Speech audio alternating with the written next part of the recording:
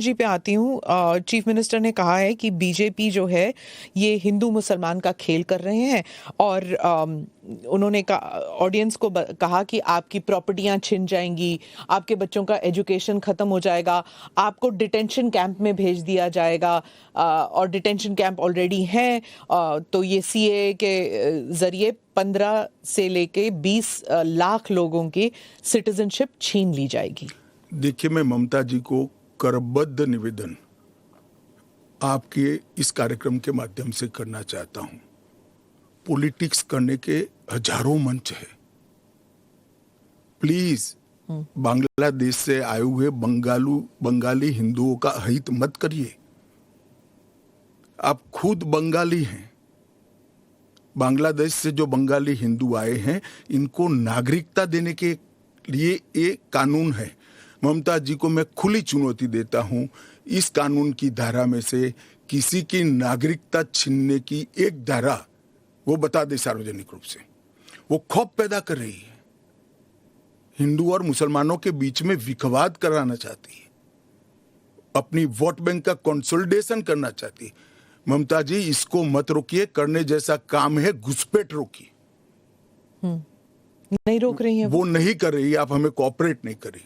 आसाम में कंप्लीट घुसपैठ रोक गया क्योंकि वहां भारतीय जनता पार्टी का शासन है। किस तादाद तक घुसपैठ हुआ है और कब से हो रहा है? देखिए, इसके अधिकृत आंकड़े जब तक कोऑपरेट न करे, ढूंढना बहुत दिक्कत होती है क्योंकि कलेक्टर के हाथ में पूरा मसनरी। और डिटेंशन कैंप की बात, अगर वो दिन दूर नहीं है जी, वो दिन दूर नहीं है कि वहां पर भी भारतीय जनता पार्टी की सरकार आएगी और हम इसको कड़ाई से रोकेंगे। इसीलिए तो आपको चाणक्य कहते हैं पॉलिटिक्स। नहीं, मैं मानता हूं कि अगर इसी प्रकार की पॉलिटिक्स आप करेंगे, इतने महत्वपूर्ण राष्ट्रीय सुरक्षा के मुद्दे के साथ अपीसमेंट की पॉलिटिक्स कर घुसपैठ होने देंगे, जो शरणार्थी आए हैं उनको नागरिकता देने का विरोध करेंगे, तो जनता आपके साथ नहीं रहेगी। ममता जी को शरणार्थी और घुसपैठिए दो शब्द के बीच का अंतर ही मालूम नहीं है या जान के नहीं कर रही?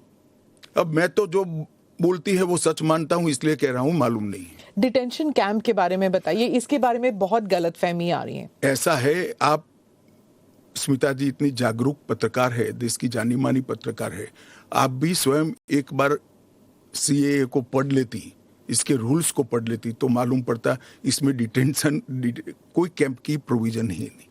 जो इलीगल माइग्रेंट्स हैं, अगर उनके पास कोई दस्तावेज नहीं है, उन्हें वापस अपने देश भेजने से पहले उन्हें डिटेंशन कैंप में रखा जाता है। ये आपने डिटेंशन एरिया में, जेल में नहीं डाल सकते, ये आपने 2019 में मुझे समझाया था एक इंटरव्यू में।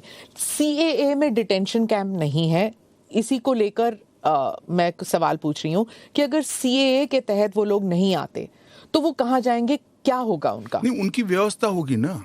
100 लोगों का प्रॉब्लम है तो उसमें से 85 का तो अभी क्लियर हो रहा है, बाकी का आगे सोचेंगे। तो कितने लोग होंगे आपके हिसाब से? लाखों में, करोड़ों में, हजारों में, कितने लोग हैं? देखिए, ढेर सारे लोग हैं, इसकी कोई गिनती नहीं है। वो जब एप्लीकेशन आएगी और बहुत सारे लोग, ये जो मिस कैंपेन चल रहा है, अपप्रचार चल रहा है, इसके कारण शायद एप्लीकेशन करते हुए भी डरेंगे। मैं सबको आश्वस्त करना चाहता हूं, आप यहां पर अप्लाई कर दीजिए। नरेंद्र मोदी गवर्नमेंट पर भरोसा रखिए। आपको रिट्रोस्पेक्टिव इफेक्ट से सिटीजनशिप दी जाएगी। आपका अवैध तरीके से भारत में आना, इस शरणार्थी के रूप में आपको स्वीकृति ये कानून दे रहा है। इसका कोई क्रिमिनल केस आप पर होगा नहीं और आपकी भारत में की हुई सारी एक्टिविटी को भी वैधता प्रदान की जाएगी। तो किसी को डरने की जरूरत नहीं है। उनके पास एक्स्ट्रा राइट्स होंगे या इक्वल राइट्स होंगे या कम राइट्स होंगे? इक्वल राइट होंगे। वो भारत के नागरिक माने जाएंगे। मेरा और आपके जितना ही अधिकार उनका होगा।